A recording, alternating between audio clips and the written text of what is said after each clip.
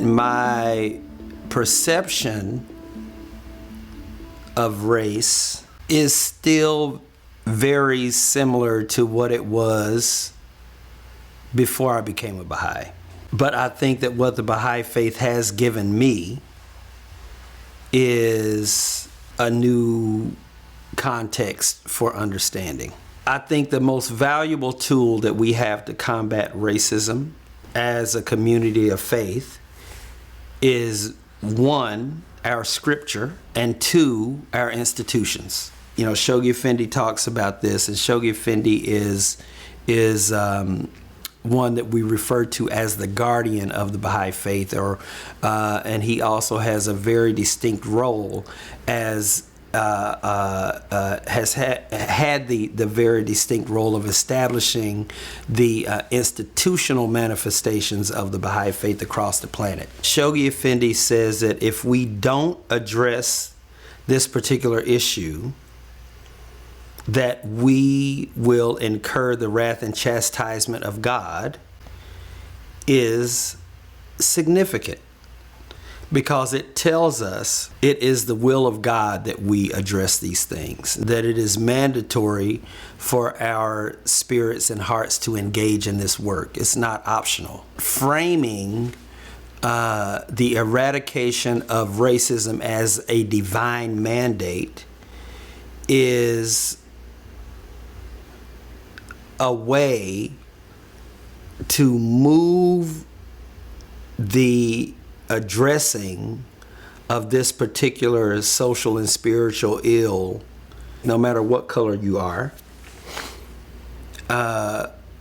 The requirement is that you embrace the teachings, that you're saying that I believe in the teachings of the Baha'i Faith. I believe that the oneness of humanity is a priority, and that the eradication of racial prejudice is one of those things at the top of the list of the manifestation of God for this day and age. The other, I think, most significant thing is the fact that the institutions are required to be known by their capacity to nurture, encourage, and safeguard every minority population in their jurisdiction. And so what that tells me is that righteous and just institutions are institutions that protect black people. Abdu'l-Baha is referred to as the center of the covenant of the Baha'i Faith and the perfect exemplar or example of what it means to be a Baha'i. His spirit is to really infuse the institutions. When we think about this whole notion of the covenant and how we're connected to Abdu'l-Baha and Shoghi Effendi and the other governing bodies of the Baha'i Faith, you know, that's the spirit that should be infused and permeating the way we administer in the faith. I remember hearing stories about Abdu'l-Baha when I first became a Baha'i. I love to read the stories about him, particularly the stories about him and interactions that he had with black people across the world. There are a number of poor kids from the Bowery in New York City that come to another party, and there is one African-American young man in the group, and he is the first person that Abdu'l-Baha goes up to speak to. There's another incident in a hotel in Paris where there had been a black man that had been coming to see Abdu'l-Baha, and when one day he did not show up, Abdu'l-Baha found out that essentially that the hotel had told him he couldn't come.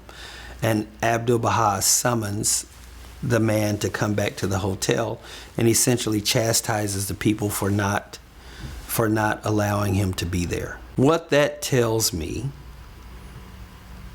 is that to be a Baha'i means that you have to orient yourself in a very, very radical and different way to people that sit on the margins of society.